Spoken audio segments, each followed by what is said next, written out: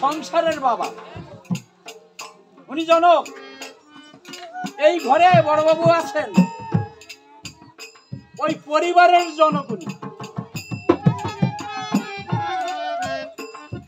জনক মানে সীতার বাবা নয়, সীতার বাবার আসল নাম কি? ওই জনক একজন ঋষি।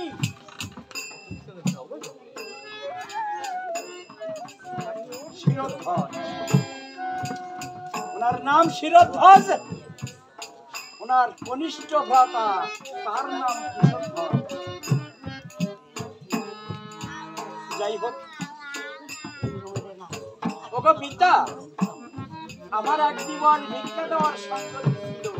আমি যেদিন মিথিলায় শিরোধ্বজ ঋষির কন্যা পিতা গো, আমার আরো এক জীবন ভিক্ষা দেওয়ার সংগতি ছিল।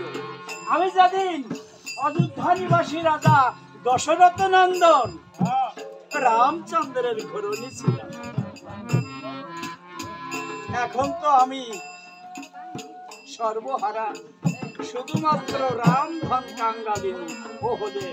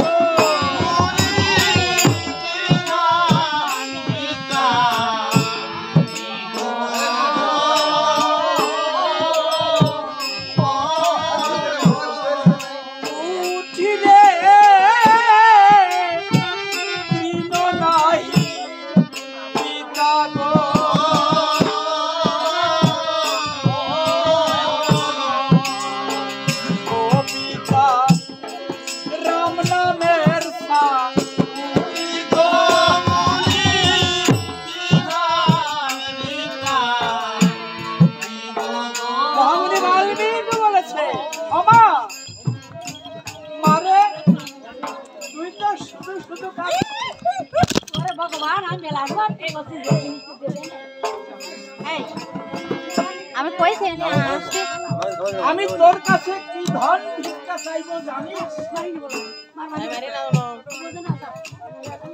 জানিস না তো মা, আমার বন রক্ষার পরে তোর কুশীলবকে মাত্র সপ্ত দিবসের জন্য আমাকে ভিক্ষা দে। সীতা আরবার বলেছে, কুশীলব দুটি পুত্র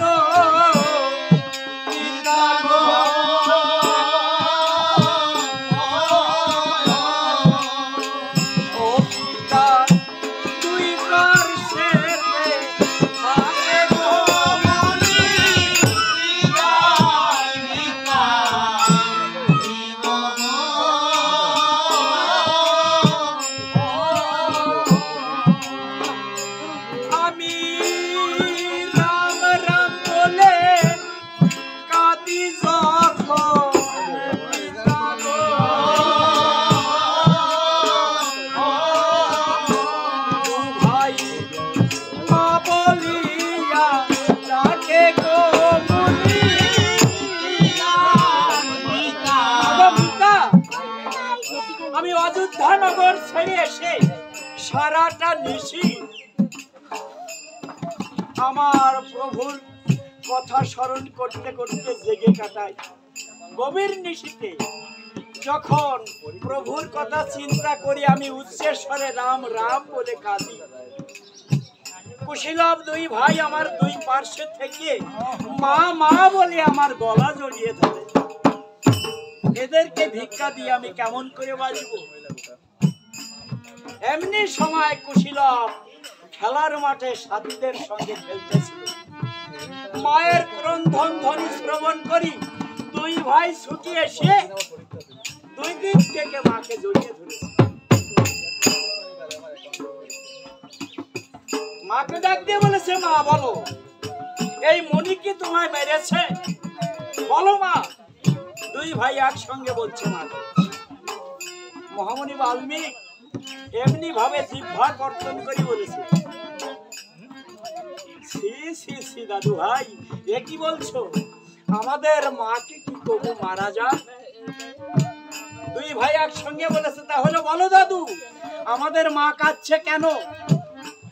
বলো। বাল্মীকি মুনি বলেছে, দাদু ভাই, আমি মায়ের কাছে ভিক্ষা চেয়েছি, তাই তো মা কাঁদছে। এই সময় সীতা বলেছে কুশীলবকে ডাকতে, রে কুশীলব, আমরা যার আশ্রিতা, আমরা যার বনে থাকি তার আদেশ পালন করতে হবে। যাও কুশীলব, তোমার দাদুর সঙ্গে গিয়ে ওই দাদুর বনখানা পাহারা দিবে, যাও। এবার মহামণি বাল্মীকির সম্মুখে করজোড়ে দাঁড়িয়ে বলেছে, পিতা গো, এই সংসারে আমার বলতে এই কুশীলব দুই ভাই ছাড়া তো আর কেউ নাই।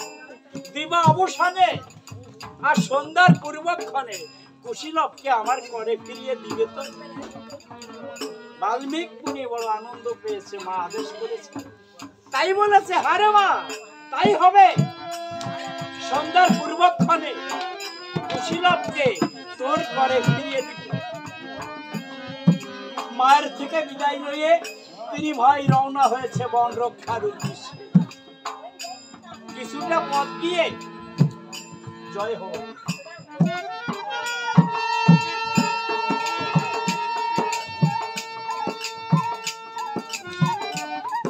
কিছুটা পথ গিয়ে বাল্মীকি মুনি বলেছে, দাদু ভাই দাঁড়াও।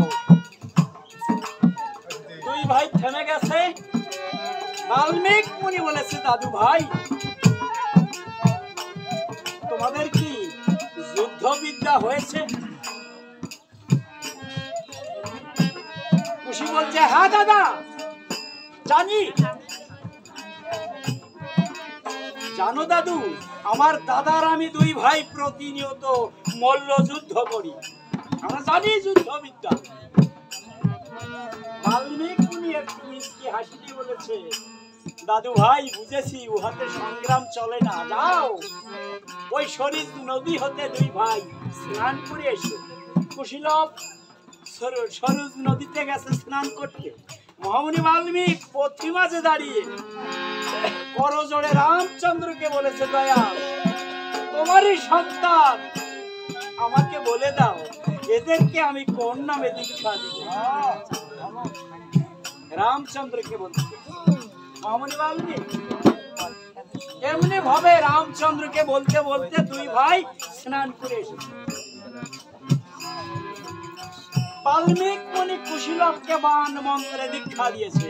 ওঝা পণ্ডিত এখানে দাঁড়িয়ে মিথ্যা বলবো না, আমার সে সাহস নাই। যদি মিথ্যা হয় তো বই। মহামণি বাল্মীকি কুশীলবকে বান মন্ত্রে দীক্ষা দিয়েছে। এবার দুই ভাইকে মন্ত্রপুত করি ধনুক রাখার, বান রাখার যে পাত্রটা, তার নাম স্কন্দে দুটো অক্ষয় তুন বেঁধে দিয়েছে দুই ভাইয়ের কুশীলবে। এবার মন্ত্রপুত করি দুই ভাইয়ের পরে দুখানা ধনুক রওনা হয়েছে। আর বলেছে, দাদু ভাই, তোমাদের স্কন্দের যে পাত্রটা দিলাম বান রাখা, এটার নাম তুন, অক্ষয় তুন বেঁধে দিয়েছি। যত বান যুদ্ধক্ষেত্রে নিক্ষেপ করো না, প্রভু বানে তুন শূন্য হবে না। তোমরা যে বান চাইবে, তোমাদের যে বানের প্রয়োজন এই তুনে পাবে। আছে বান আছে। এমনি ভাবে বলতে বলতে তপবনে পৌঁছিয়ে গেছে, গিয়ে বলেছে দাদু ভাই আমার এই বনখানা পাহারা দিতে হবে, পারবে তো? কুশীলব দুহাত উত্তোলন করি বলেছে হ্যাঁ দাদু আমরা পারবো। বাল্মীক মুনি বলেছে বেশ ভালো কথা। ও দাদু ভাই আমাদের এই বনমাঝারে যদি কোনো রাজার যজ্ঞের অশ্ব আসে, সেই অশ্বটি বন্ধন করতে হবে, দাদু পারবে তো? কুশীলব বলেছে হ্যাঁ দাদু আমরা তাও পারবো। বাল্মীক মুনি বলেছে বেশ দাদু ভাই আর একটি কথা, ওই অশ্বটি বন্ধন করি, অশ্বের পিছনে যদি কোনো রক্ষী থাকে কৌশলে তাদের সঙ্গে যুদ্ধ করতে হবে। কুশীলব বলেছে দাদু আমরা তাও পারবো। মামুনি বাল্মীক বলেছে বেশ দেখো দাদু ভাই কোন প্রকার আমার এই বনখানার ক্ষতি না হয়, আমি চিত্রকূট পর্বতে যাচ্ছি ভগবানের ধ্যানে। রওনা হয়েছে, রাম নাম জপতি জপতি মহামুনি বাল্মীক রওনা হয়েছে। পিছন থেকে কুশীলব ডাক দিয়ে বলেছে ও দাদু ভাই ফিরে এসো। মহামুনি বাল্মীক ফিরে এসেছে। কুশীলব বলেছে দাদু ভাই ওই যে তুমি কোথায় যাবে বলে গেলে? বাল্মীক মুনি বলেছে দাদু ভাই আমি চিত্রকূট পর্বতে যাচ্ছি ভগবানের ধ্যানে, তাই তো বলেছি। কুশীলবের স্কন্ধ ভরে হস্ত তুলে দিয়ে বলেছে দাদু আমাদের দুই ভাইয়ের এই সংসারে মাছ